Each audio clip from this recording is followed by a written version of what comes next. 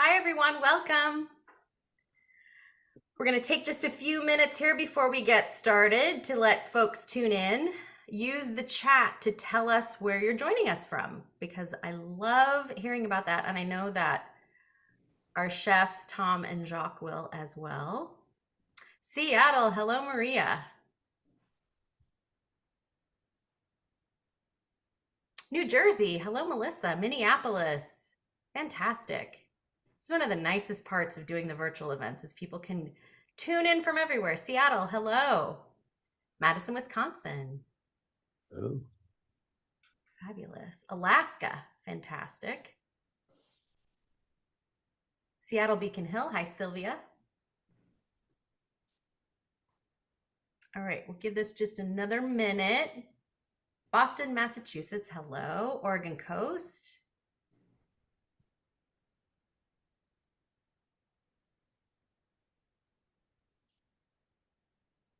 Sunny Laguna Beach. Oh, fabulous. I wish I could say it was sunny here. It will be again, though. It's all good. Ontario, hello. Sunny Seattle, yes. Thank you, Erin. Tongue in cheek, I'm sure. Ballard, hello. All right. Newcastle, hello. Philadelphia. West Seattle. Hi, Martha from San Francisco. Love touring with Jacques in San Francisco, she says. And from Renton. All right. Keep telling us where you're tuning in from. We're going to go ahead and get started. Hi, everyone. I'm Laura Hamilton. I have a cookbook shop here in Seattle, Washington that's called Book Larder. We sell new and imported cookbooks, and we do a whole lot of author talks and some cooking classes as well. Most of our author talks have shifted to being in person, but for various special occasions like this one, when we have authors who are in other parts of the country and other parts of the world that we really want to talk to, we are continuing to do virtual events as well. And that also gives us the opportunity to welcome so many of you from all over the country and all over the world. And today, of course, we are welcoming Chef Jacques Pepin for his latest book, Cooking My Way. Jacques was very kind to send us book plates. And so if you order the book from us, you will get a signed copy of the book. That's like a little plate made perfectly to go on the plate in the front of the book. I will drop a link in the chat after we get started so that you can order from us and you'll support the talk and of course get that signed copy by buying it from Book Larder. We appreciate that. Jacques is going to be in conversation with Seattle chef, restaurateur, and author. As you can see him up here, Tom Douglas. They are going to talk amongst themselves, of course, and talk about the book and share stories, but we will also leave plenty of time for questions from you. So please use that Q&A button at the bottom of your screen for any questions that you might have. Use the chat to talk to each other, use that button for the Q&A, and I will pipe in at the end and we'll get through as many of your questions as we possibly can. We have also activated closed captioning for this, so if you want to take advantage of that, that button is at the bottom of your screen. And finally, the talk is also being recorded and will be on our YouTube channel, the Book Larder YouTube channel, within the next couple of days. If you have to drop off earlier or you want to share it with others, you will have that option as well. All right, so I am going to get out of here and turn things over to Chef Tom Douglas and Chef Jacques Pepin. Thank you, Laura. Hello, Jacques. Welcome to Seattle. How are you? Yes, nice to see you. I haven't seen you in a long time. I know. I'm going to offer you a hello from our good friend Thierry Rotero, who's under the weather today, or else he would be sitting here next to me chatting with you also. There he is. Yes. Sends his regards. I was energized yesterday when I was reading your book and watching some of your videos about the importance and inspiration you still are offering in people's everyday lives. And I wanted to quote Linzo24. I'm not sure, I think it was on YouTube. She wrote, "After a long week, I love spending Friday nights watching Jacques' videos. No matter how old they are, there's something so soothing watching and listening to him. I'm reminded of my grandparents who taught me how to cook and listening to their stories growing up in the 20s. And then telling me about their parents who were born in Italy and how they learned to cook from their parents." And I think that you have fostered that energy and that admiration over many, many generations. Congratulations to you. Thank you. That's what happened when you get old, you know. As a side note, I also want to remind people as they look through your book that you did all the illustrations too. When did you first get into the art side of your life? Oh, well, Not that cooking is not an art. Yeah. Right. But I have painting from the early 60s. So I've always painted in the last 60 years or so. But I do more and more probably now. In fact, I have an art site. Also, I have a friend of mine. Up to like 5 years ago, I've never sold one painting. Each time people came to my house, I had a painting, they say, I like it. Say, you can have it, fine. And I keep painting over, the same canvas, sometimes 3-4 times. At some point, my friend Tom Hopkins said, I'm going to do an art site and sell your painting. I think I'm more painting than cookbook now. So, years ago, I bought a chef coat that you painted on for probably $1,000. So maybe I'm your first commercial client. yeah. Okay. Well, thank you. You famously, Jacques, you have so many stories, but some of my favorites, you famously turned down JFK and Jacqueline Kennedy to be the chef at the White House to go work for Mr. Howard Johnson. Any regrets after all this time? No, it was another world altogether. You have to look at it in the context of the time. Remember, between 56 and 58, I was chef to the president in France.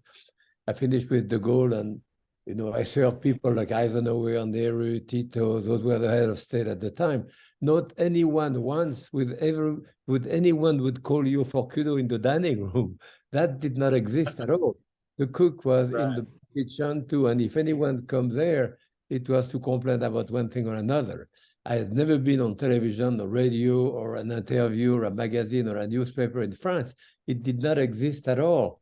So when I came to America and worked at the Pavilion, and I was offered a job at the White House, looking in the context of the time, I had no idea of the potential, of working there and all that. I say I've done it. On the other hand, Howard Johnson, I stayed there from 1960 to 1970. When I left Howard Johnson, I opened a restaurant on Fifth Avenue called La Potagerie. I was a consultant for the World Trade Center with Joe Baum. We served like 40,000 people a day. I was a consultant at the Russian Tea Room. I'm saying all of that to say, as a French chef, I would never have been able to do any of those jobs without the training that I get at Howard Johnson in terms of production, marketing, chemistry of food. So Howard Johnson was a great, opportunity in my life too. It was a different world. Yeah, absolutely. And one more note before we get going on your book. You have 5 doctorates.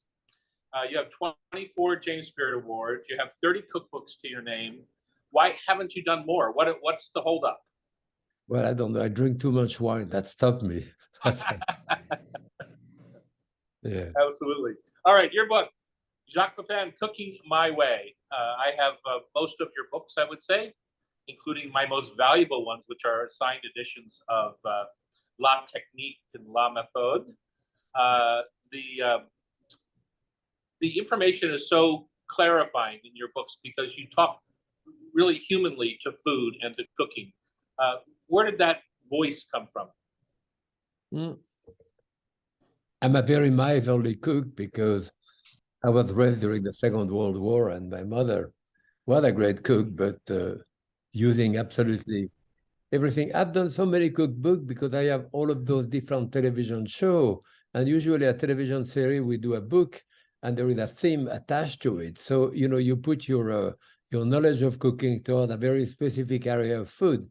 Like I did a book for the Cleveland Clinic for cardiac patients, so that's very specialized.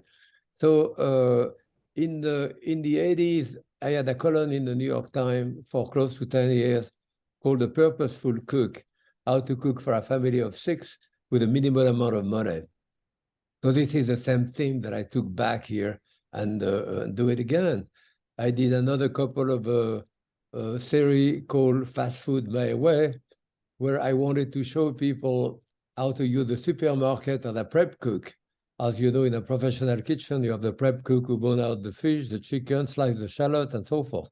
So here I wanted to show people going to the supermarket, buying skinless, boneless breast of chicken, pre-sliced mushroom. You have a non-stick pan, and within 30 minutes, you can do 3 or 4 dishes. So all of those show I kind of concentrate on one area of food, but basically economy in the kitchen was always part of the whole program, because I was raised, not to lose anything, not to throw anything away. When my father would throw a piece of bread away, he would kiss it first, and it had to be molded, and he kissed it, and he threw it to the chicken anyway. So, but yes, so it's very important, I think. Yeah. In the foreword, you even talk about all good cooks share a profound respect for raw ingredients, a sound common sense approach to their trade, and a knowledge of the cooking process. What impresses you when you're in a restaurant or in someone's home when the chef completes the meal and you realize that there wasn't 1 ounce wasted, right? And the ingredients were seasonal and they were thoughtful and they were served in the right proportion. And I mean, isn't that an awesome feeling? Oh yes, I mean, without any question, I would take a chef, and when I see someone who can cook this way with a respect for the ingredient, with no leftover, and if there is any leftover, it does something else with it, use it in one way. I am much more impressed by chef, with over-decorated plate, to often what I call punctuation cooking, where they have little bottles where they do a drop, a comma, a drop, a question mark all around the plate. Maybe it's beautiful, but for me, someone who can cook efficiently without losing anything, I'm much more impressed by that type of cooking. Probably from the mother cooking that I was used to when I was a kid. In my family, I count 12 restaurants around Lyon in France. In the family, 12 of them were run by women. I was the first male to go into that business. So Lyon was pretty well known for the formidable woman chef too. And usually that type of cuisine, which reflects France in many ways, but often it's not, Americans don't realize that, because they look at French cooking often through the Michelin guide, which exemplified 3-star, 2-star, 1-star. I mean, very important, very beautiful restaurant. But there is only 12 or 13 3-star restaurants in France, and there is 138,000 restaurants in France. So most of those restaurants are country cooking, where very often it's woman cooking, very simple, following the season exactly. Limited, simple, good, inexpensive. Yeah, that's my type of cooking more. Absolutely. That repurposing, I think, is such an important thing in your book, as far as being your recipes and techniques for economical cooking. Yes. There's so much to do with everything that you can find in your fridge. Oh yeah, absolutely. What my wife used to call fridge soup.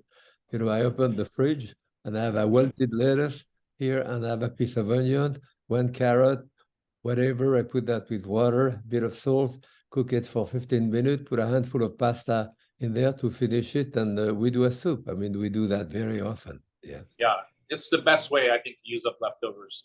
And then don't forget to make enough soup to put in your freezer, because I love coming home after a long day and just popping out a little pint of soup and having it ready to go. You're absolutely right. I mean, I have about 10 quarts of soup in my freezer, because my garden, gave me so much zucchini, so much, that I didn't know what to do with it. Even, other things. So I cook it. I have a leek, I have some potato too, and I freeze it in container. And, very often I defrost soup, and that's what I have for dinner with a salad and piece of cheese, whatever. So you're committed in this book to using inexpensive cuts of meat, and I think those are the ones that are, in an odd way, scary to the people who can't afford good meat in the first place, right? They don't know what to do with pork liver and kidneys and necks and all the things that come with inexpensive cuts of meat. What are some of your favorite cuts that champion inexpensive protein opportunities? Certainly in the beef, the shoulder, I mean, the shoulder beef and all that, and the undercut, some type of the palate, of the shoulder. You can do a great steak with it. It's tender and juicy. And there is many other cut, and certainly I used to give a class at Boston University. Still, I have in one of my books. I use a duck, and I took the duck, I took the skin out of the duck, drop it in boiling water, spread it on a tray, brush it with a bit of honey, salt, cook it until it was very crisp. And I had this Chinese pancake with boiling water and flour and sesame oil to do Peking duck, as I had when I was in duck, just with the skin, scallion in it, and so forth. So now I have now I take the liver, the fat which come next to the opening of the chicken, about the same size as the liver, and I do a little mousse with that for about 10, 15 toast or more. And then I take the leg, and the leg I saute to do with a red wine vinegar sauce, and the breast I saute differently in scallopini, like a tourne-dos, because it's. Then finally I have the bone, the neck, the gizzard. I put that with a pound of beans, a carrot, onion, and I do a kind of mock cassoulet with it. So I used to do 5 or 6 dishes with that duck, just to show the students, what you can do. I've done that with lobster as well and others. It's a very important part of our process. And if I see a cook, as I said, in my kitchen, who can take something like this and do different things with it, then I'm much more impressed than by someone who does something maybe beautiful on the plate, but with enough leftover and stuff, that you thrown away and so forth. So, yeah. Yeah, when I interview young chefs and I say, make me something, if you were having your first date over at your house for dinner, make me something that would impress your date on the first try. And when they say like raw ahi tuna, it's like, okay, you're not my kind of cook. Anyone can cook or cannot cook ahi tuna. So I like people that take a real more difficult cut, let's say flank steak even, and make something out of it super interesting. And Sure. Yeah. Yes, I mean, flank steak, you can do steak if you cut the meat properly and do it very fast and so forth. You can open it like a blanket, open it like a big pocket and stuff it with the leftover bread, onion, carrot, and do a roast like that, braise it in the oven, and you can do 4 or 5 things with it. Yes, no question. So fun. What do you mean when you're talking about having a flexible approach to cooking? Because sometimes people get their list for a recipe and they head to the store and they think that they need to buy all the best ingredients, or that if the store doesn't have a filet mignon but they have a flat iron, how do you make an adjustment in the middle of a recipe? I mean, as a chef who's written several cookbooks also, I always tell people, make the recipe the way I told you to make it in the first place before you decide if it's a good or bad recipe. Then make your adjustments. But Yes. It's okay to adjust on the fly. Yeah, no, you're absolutely right. I said exactly the same thing. The first time you try a recipe, wherever it comes from, do it exactly the way it is. If you like it, you're likely to do it again. And at the second time, you may look at the recipe. At the third, fourth time. By the fifth time, you shall put more tomato in there or less. And a year later, you massage it enough to your own taste that it becomes your recipe and you don't even know where it comes from. And that's the way it should be. That's the way it should be. But, to do variation in recipe like this, it's a bit of a dilemma because it presupposes that you have some knowledge of it. So sometimes you can't. I know people, I do a recipe, there is a scallion in it. They don't have scallion. They will go to the store to buy scallion too. I say, well, you have some money on it. Put some money on it. It doesn't really matter. But again, the more you cook, of course, the more you become aware of that and the less you have to rely on the recipe. But, for a beginner, very often it's difficult, so. There's some in my cooking. There's some modern variations that I often take they're not shortcuts, but they're like a new thought, right? So I've fallen in love with Vietnamese cooking. So now when I want to add salt, say to a pot roast, I use fish sauce as my salt, and it just has an umami quality about it that plain salt doesn't have. And those are okay. That's okay to make some of those adjustments.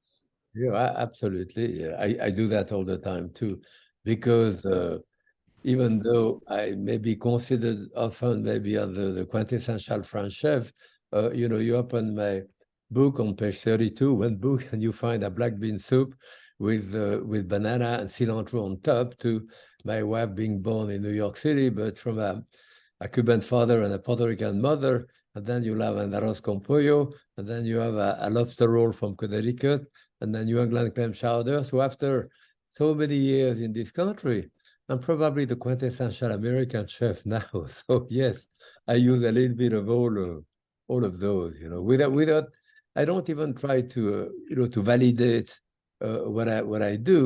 You adjust, you adjust, and eventually, you find your own taste. And there is no question that we all have different tastes.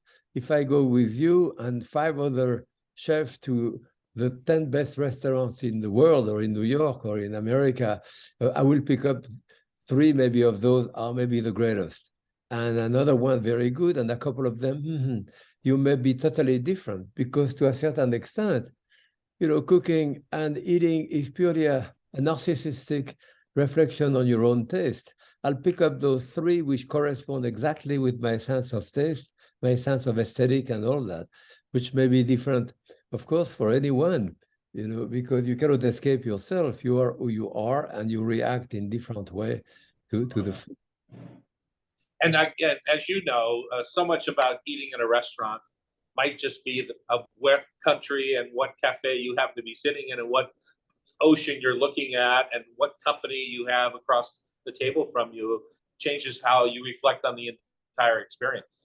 Absolutely. The greatest meal that I can remember to always has to do with family, friend, love, and so forth, more than the food. The food has to be good, of course, but the rest of it is just as or more important, Yeah. Your book, Cooking My Way, it covers so much territory, because it's all about economy in the kitchen. And having just went grocery shopping yesterday, it's like, wow, things are expensive. It's very. I know that in my restaurants, but on a retail basis, things are super expensive. So your book is such good timing in the marketplace. Yes, it was also inspired by my daughter, because I do, since the beginning of the pandemic, I'm doing those Facebook video that Claudine told me, why don't you do those Facebook video of 3, 4, 5 minutes to show people what you have left in your refrigerator or your freezer or in the pantry to cook. So we've done 320 of those. So Wow. Claudine showed that, and very often she told me, no, you should really rework on that book on economy in the kitchen. And okay, this is the latest book. That's good. I love it. As we leave summer and head into fall, the chill's in the air, and sometimes people stop or start to think about that they don't want big salads for dinner anymore in the fall. And I just think it's such a shame, because there's so many good ingredients for salad: fennel and squash and canned fish, and lots of great fall, winter ingredients for a big dinner salad. Do you have some favorites? Oh yeah, I mean, without any question, maybe the biggest way to economize and the best way to cook and the best way to save money, it's one word: just follow the season. When it's full season, you have tomato. That's really when they taste good. That's also when they are really cheap. That's also when nutritionally they are good. So, if you look at those countries like in the Sardinia, Sicily, south of France, people live over 100 years old. They cook very simply, but they follow the season. Exactly. That's what we cook at that time of the year, and that's what we follow. And now it's difficult to a certain extent, because you go to the supermarket, you have an ingredient. I mean, you have strawberry year round now. Of course, when you go next door to a farm and you buy a little basket of strawberry come out of the ground, you realize the difference in taste, because the one you have in the supermarket, it tastes the same thing year round without. So, but it was much easier when I was a kid too, because the supermarket reflected only what was in season. Nothing was really important. But now you have so much in the supermarket that it's an embarrassment of riches very often to do menu. So Right. So what's your go-to fall salad, supper salad, or big lunch salad? well, big lunch salad. I mean, I personally I love like curly endive of the frisée we call curly endive, or kind of with if I do crouton with that, if I do crouton, I do a garlic dressing, crouton, sometimes bacon, sometimes a poached eggs on top of it, For me, that's a whole salad, yeah. That's a whole meal, I mean. Yum, sounds so delicious. Hey, Laura, do we have any questions you'd like to throw in here for a minute?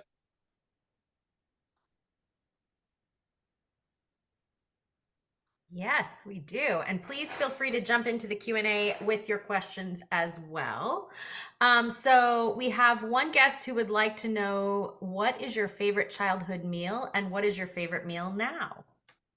Well, actually, what people realize very often is that the food that you have as a child is very, very visceral, you know, it's very powerful. The taste that you have wherever you come in the world, from West Africa, India, or China, or France, the dishes that your mother prepared when you were a kid and that you taste in the kitchen, there is a lot associated to it. I mean, a great deal. It transcends the level of the physiological function of food. You know, it is home, it is security, it is love, it is this. So, you know, I can sit down now and I would have the chicken in cream sauce with tarragon that my mother used to do. I'm from the country in France where we have great chicken. I would always recognize it, you know. So, yes, those dishes are very essential. This is the dishes of my youth. There is many others, you know, starting even like a recipe I have in there called fromage fort, which means strong cheese that my father used to do, like every month or so. He looked through the, well, we didn't have a refrigerator, but we put the cheese in the cellar, and he took all the leftover cheese, scrape out the mold and all that, cut it into pieces, put white wine and garlic in it, and crush it into a paste. And now I do that, of course, in the food processor, and you can do it in little container and freeze very well. It's a great thing to do toast with that and to serve with a salad or by itself as an hors d'oeuvre. So yes, those dishes are very important. Now, this is the dishes of my youth. Now, as I get older, of course, your metabolism change, your taste change, and I get more towards soup now. Simply, I use, as a young chef, you know, you tend to add to the plate, to add more, to add, to prepare, and so forth. And as you get older and older, I take away from the plate to be left with something more essential. You know, like if the tomato is from the garden at the right temperature, a bit of salt on top and a dash of good olive oil, that's it. I don't need that much embellishment anymore. So, you know, those things change as you get older, no question. Yeah. All right. So Brian would like to know, based on your experiences, what is it that home cooks most often get wrong? They try to do something very often when you have a guest coming to say, I'm going to try that recipe, something that you've never done. Try not to stay with something which is comfortable, that you know is good, that you can do well, and so forth. And also, you know, look at your menu. It's very important to plan a menu, like it's done automatically in a professional kitchen, but not at home. You know, if you plan your menu, you can do that ahead. You say, okay, it's full summer. I'm going to do a cold soup. Well, like I did last week, I go in my garden and I have so much cucumber, I don't know what to do with it. Take the cucumber, peel them, cut them, take the seed out of it, put that in the blender with a couple of cloves of garlic. And I add to that a bottle of V8, spicy V8, or you know, Bloody Mary mix? Mary mix and so Yeah.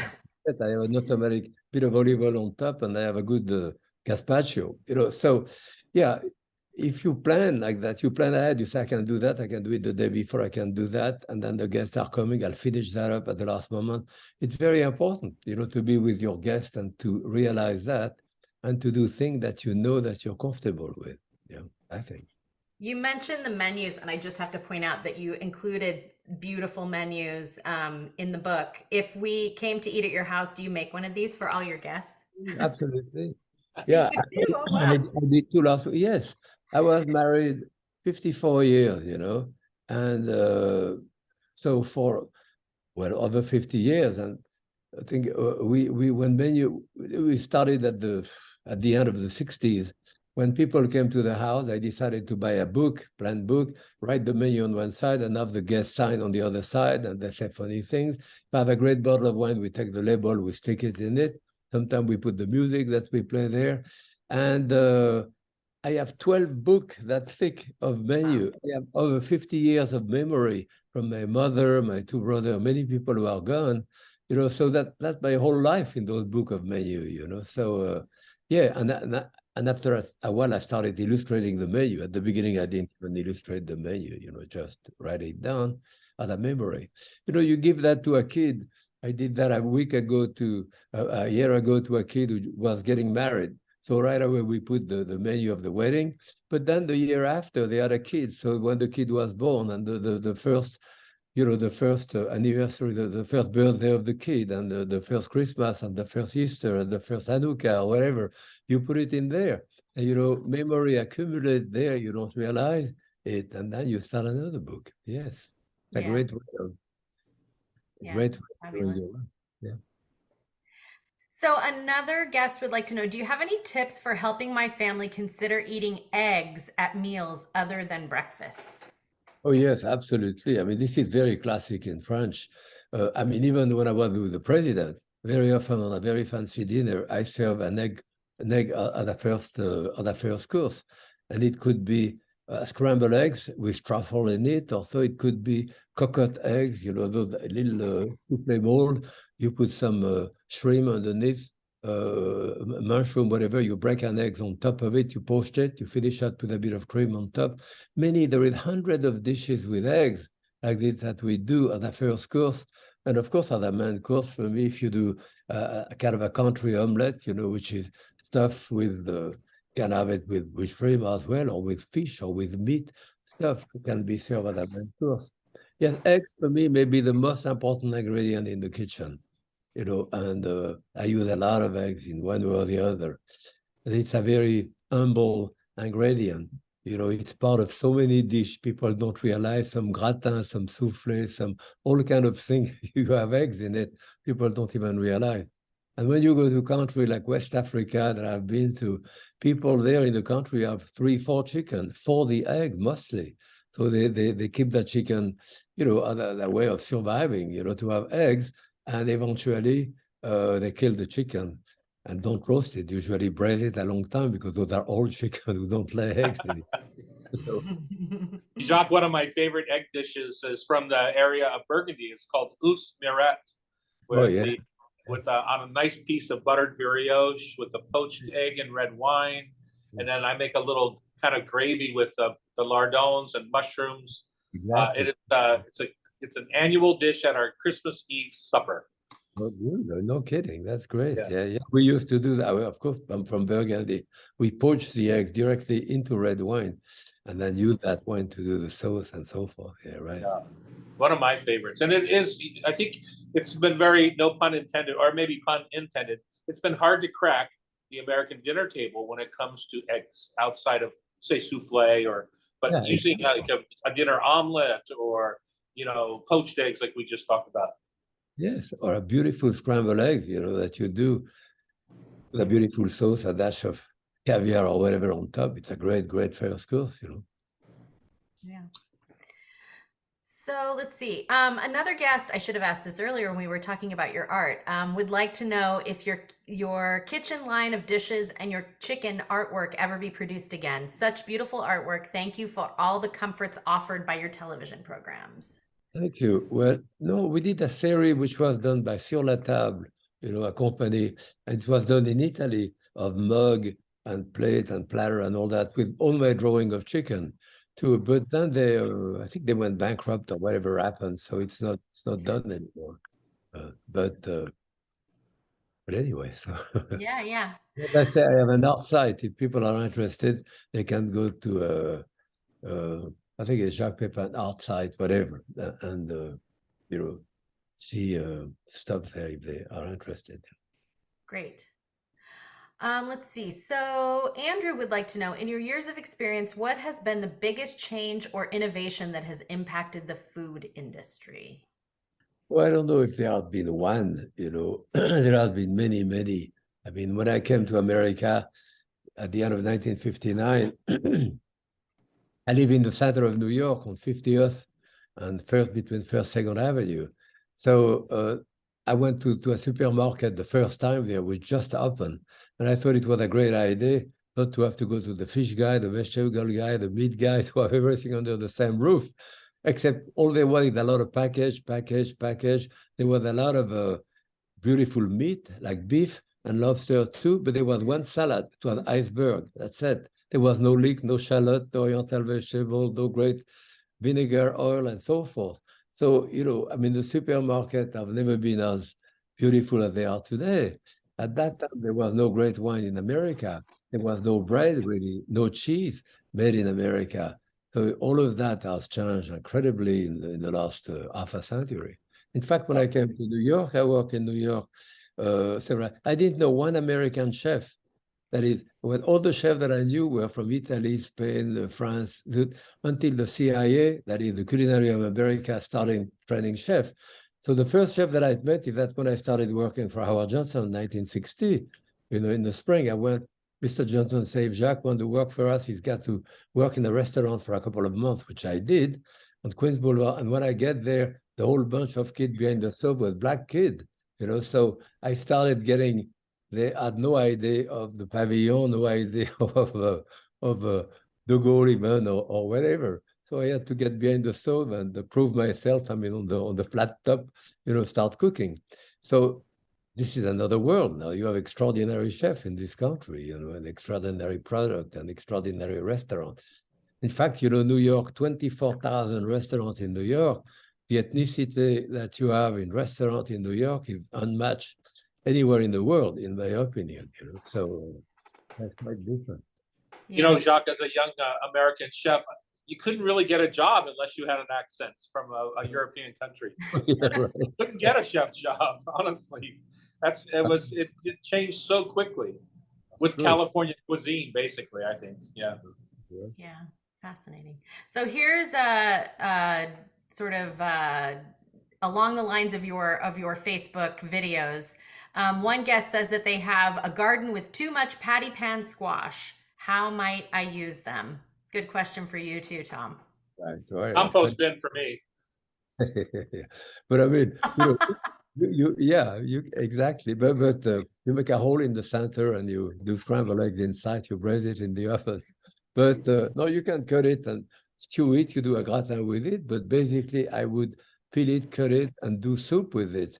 You know, mostly with this, a leek, maybe some onion, and you do different. You know, a few gallons of soup through all of that, like I did with my, you know, either with the cucumber or the zucchini, and freeze it. You know, yeah, of course, you give it to friends. Also, that's good. So this is this is fairly specific. It sounds like Anne, this guest, is trying to see if you have a similar food memory that she does. So she wants to know if you are familiar with a shortbread cookie topped with mocha mousse and enrobed in chocolate. She ate this as a child and she's trying to find it again. Do you know what it is?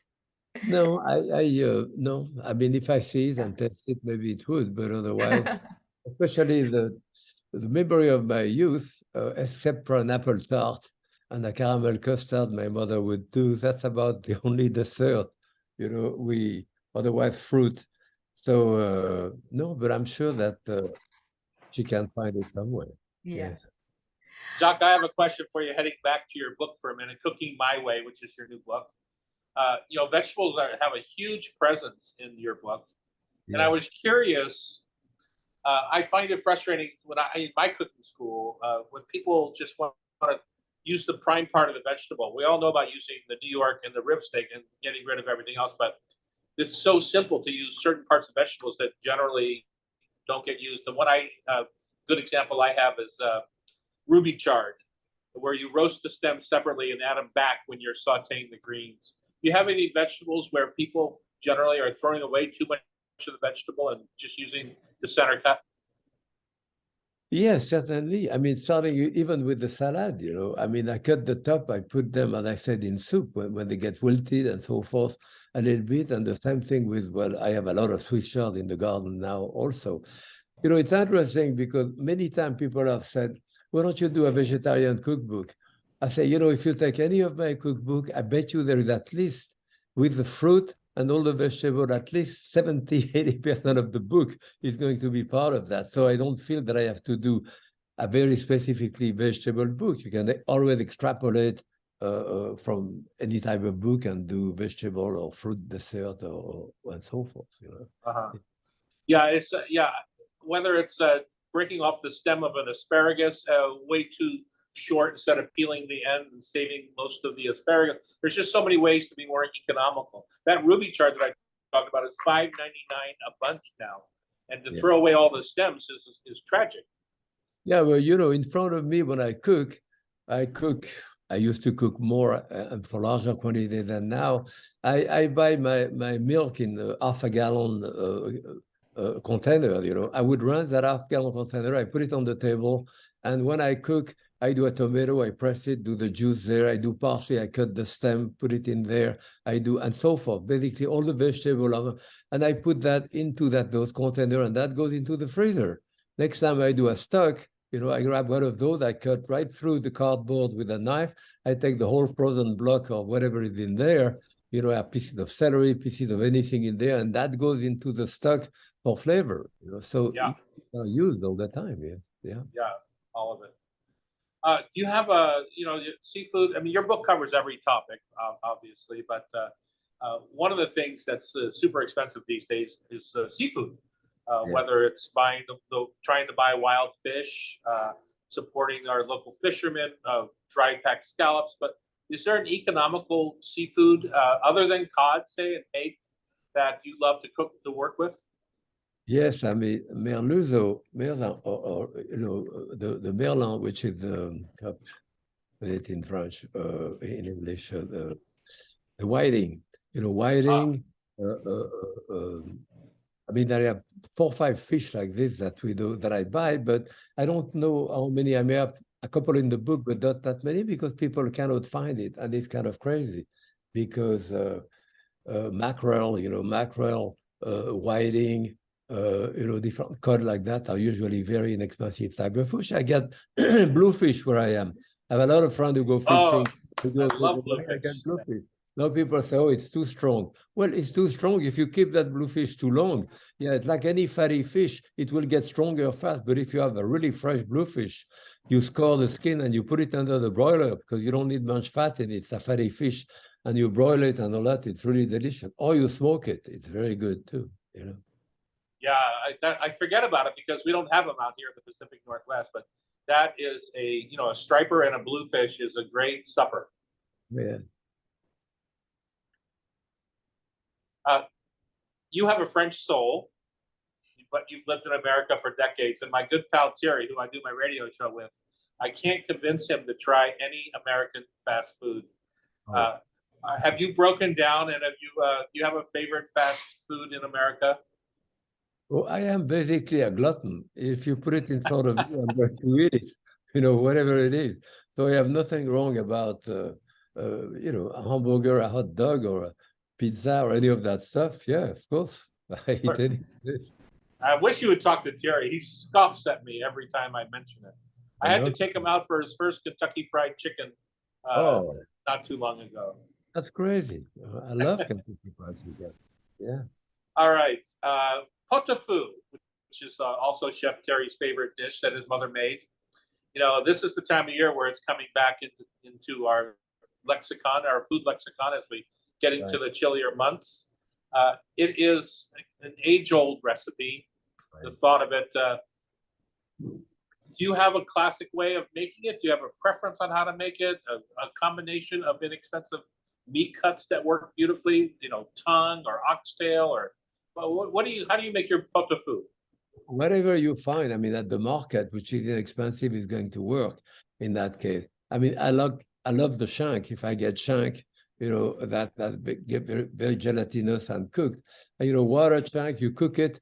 We used to years ago to put a lot of vegetable in it at the beginning, which I don't do anymore. I cook it a couple of hours before I put the vegetable, only in the last 45 minutes. Otherwise, I don't need the vegetable to cook for 3-4 hours.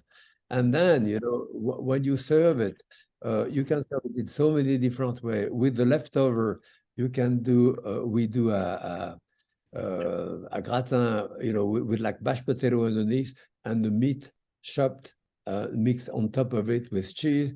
You get a salad, a great salad, a beef salad with it, leftover, cooked. You have about 10 different ways of using the leftover.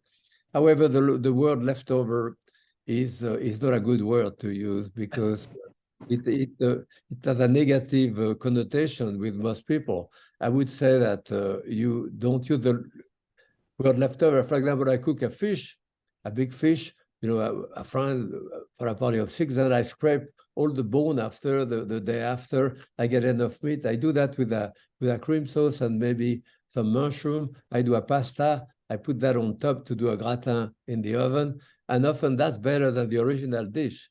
But you don't call it leftover. You create another dish with what's left, So you call it shepherd's pie or something like yeah. that. Yeah. What do you like to finish your pot-au-feu with?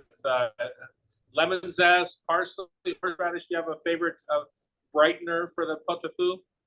No, I mean the pot-au-feu that we do, I like to put a little bit of a horseradish when we serve at the table, So, and of course Swiss cheese, grated Swiss cheese, crouton, and all that. All of that is on the table. So the meat is all there with all the vegetable, a lot of leek, a lot of cabbage, you need carrot, turnips.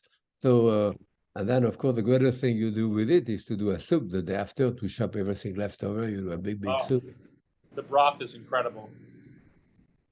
Laura, do you have some more questions before I wrap up with dessert? Yes, we do. So Gina would like to know, what is your favorite city in the world to visit for food? Oh, my favorite city in the world.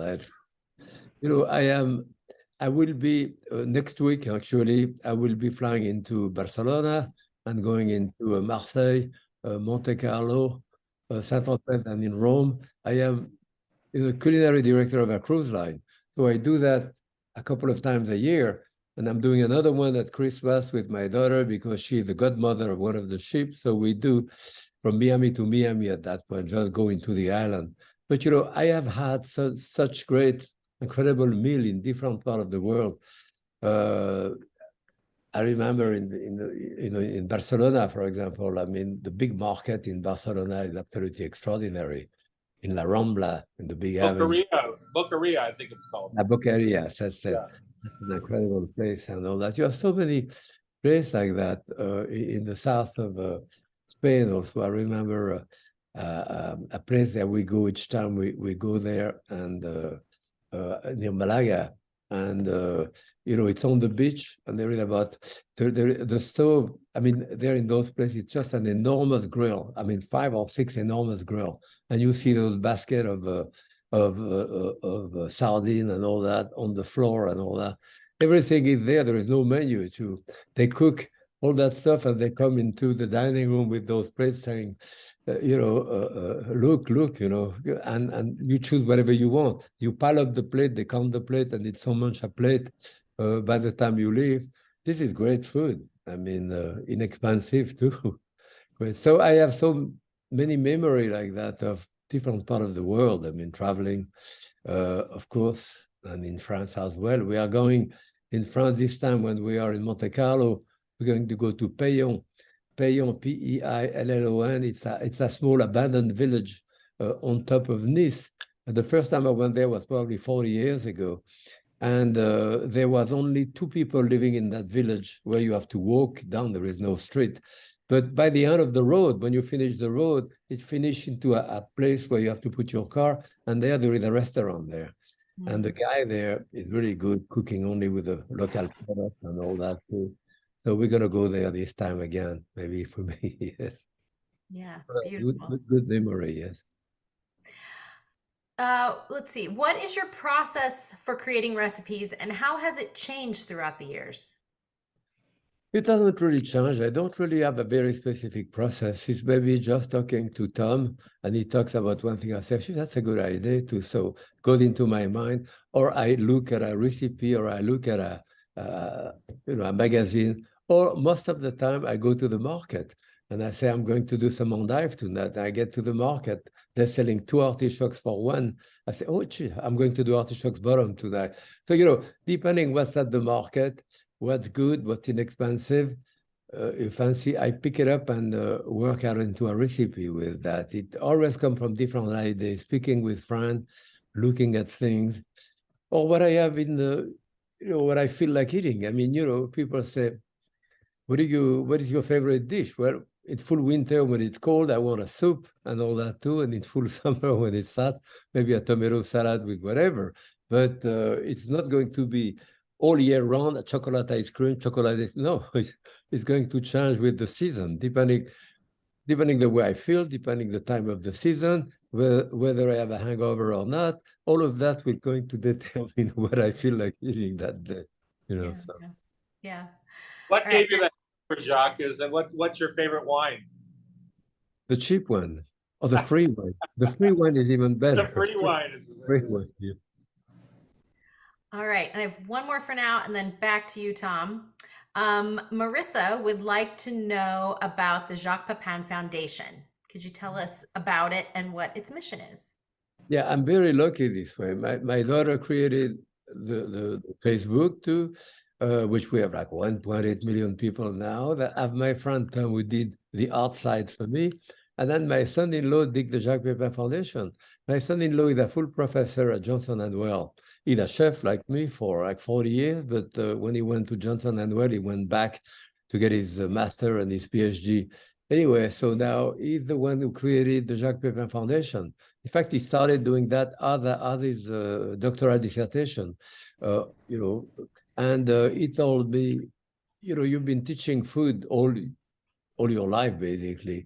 Who do you think you would like to teach now? And we talked about it, and I say, people who have been a bit disenfranchised by life, people who come out of jail, homeless people, former drug addict, even veteran, people, not necessarily young people, 25, 35, 40, 55 years old, you learn. I know that I can go into the kitchen and we send them tape and the book and stuff like this. We work through community kitchen throughout the country.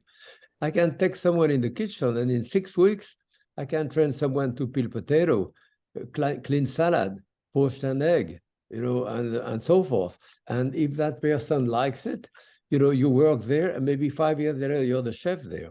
You have redone your life, make you proud of yourself, and so that's a good thing to do. It's been actually quite rewarding to do that, Yeah, excellent. Thank you. Back to you, Tom. That's so inspirational. As I get older and start to think about my post-restaurant career, I'm going to think about that. That's a noble thing to be doing. Wrapping up on your book, the book is Jacques Pepin, Cooking My Way, Recipes and Techniques for Economical Cooking. And Laura, you're going to remind people that they can get the signed book from you. Jacques, just a couple of thoughts on dessert. The one that caught my eye right away in your book, the pear tatin. And I am a tart, if I see a tart tatin anywhere, I order it because it's a little bit like some people like their, pizza or their mac and cheese. It's like, it's not a competition so much as it's a love for the idea of a tart tatin. So you have a pear tatin. What makes a great pear or apple tatin, tart tatin? Well, in my opinion, I peeled the apple or the pear, and I put them in a skillet with a piece of butter and enough sugar. No, I put the sugar first with a bit of water, I think. I don't remember that recipe, but I cook it for a few minutes until that sugar turns into caramel. Then I put a piece of butter in there, and I put the pear or the apple upside down and cover them. So they render their juice and they start cooking, and they cook probably 10, 15 minutes like that until the juice is gone. They start to get tender. And at that point, I put the dough on top of it and put it into the oven with a bit of butter and sugar on the dough. And then after you turn it upside down when it's cooked and all that. And I think that works well. You serve that with a bit of sour cream too. But maybe in the same idea in that book, I have a recipe, apple and pear brown berry. And I had a restaurant in New York called La Potagerie on Fifth Avenue, and I used to serve that. Now, I used to do brioche, but I have done in many restaurants, I go to the baking department in the morning, and whatever is left over, you know, a chocolate cake, a cherry cake, croissant, Danish croissant, pound cake too. I take all of that stuff, you know, which you cut into pieces. We cut the apple or the pear into pieces, mix it with that, some cinnamon, melted butter. We put that in tray to do a gratin with that, and you serve that, a big scoop of that with a bit of sour cream on top of that. So that's really using all of your leftover stuff. You can, of course, buy stuff, even leftover bread I put in there, you know, because it's mixed with the rest of it too. So that's a great way of using leftover. So when you have leftover, either croissant, which is getting a bit stale, or Danish, or stuff, put it in the freezer. When you have enough of that, bring all of that stuff together, chop it, and do a pear or apple brown Betty, you know. You have a couple of desserts in there, one of which I consider very French, that we would just never see here in the States, which is cooked grapes with cream. And it struck me as that's probably something you grew up with. Yeah, probably, yes. Yeah, we did actually a fair amount of a fruit dessert in season, you know, again, you know, and very often, very simply. So, I mean, if you have wild strawberry, which are really the wild, raspberry rather, in the greatest restaurant with the cream from the area there, you really don't need anything else. It's extraordinary when it's really fresh. You could do that with anything. Locally here, we have a large cranberry crop, and you make a kissel, and I had not really heard of a kissel before. Kissel. It sounds Russian, yes? It is Russian, yes. I start doing that at the Russian Tea Room in New York, you know, when they were doing one, so I redo the recipe and so forth, and that basically what we did there. Another recipe that I did in there, I'm looking at it, it's bread cookies. My granddaughter came, I don't know, a couple of years ago, and she said, Grandpa, you have any cookie? I said, oh, no, I don't have any cookie. I said, oh, let's make some. So I had some regular white bread, the little thin white bread. We trim the outside. I cover it with butter. I dip it in sugar. We cut it into strips. We put it into the oven to have long strip like that, or caramelized bread with butter and sugar. And she said, it's one of the best cookie I ever had. She said. So, love bread that. cookie. Yeah. I'll tell one story before we go of one of my memories of you that over the years when we've met, and it was at my ballroom here in Seattle called the Palace Ballroom, and I had about 300 foodies in town, I think for the AIWF event or something, and next thing I hear, the place was crazy with loud music and stuff, and all of a sudden it goes quiet, and I don't know if you remember this or not, but I heard this singing going on the stage. And then I went over to explore what was happening, and it was you on stage after a few glasses of wine singing My Funny Valentine to 300 people in the audience in tears, loving it so much. Yeah. I promise I won't do that again. It was so awesome. So thanks for all the memories, Jacques, and congratulations on your new book. Laura, I'm sure you probably have some closing remarks. Yes, thank you so much. Here's the book. It's so fabulous, full of inspiration through the recipes and also the fabulous art. Congratulations on another wonderful book, and thank you so much for joining us, Tom and Jacques. And safe travels. Have a wonderful, after you've launched something like this, probably much needed vacation and recuperation. So thank you very much for having me, and happy cooking, everybody. Yeah, thank you so much for joining us, everyone. We'll have the video up in the next couple of days. And yeah, happy cooking, everyone. Thank you. Bye. Bye.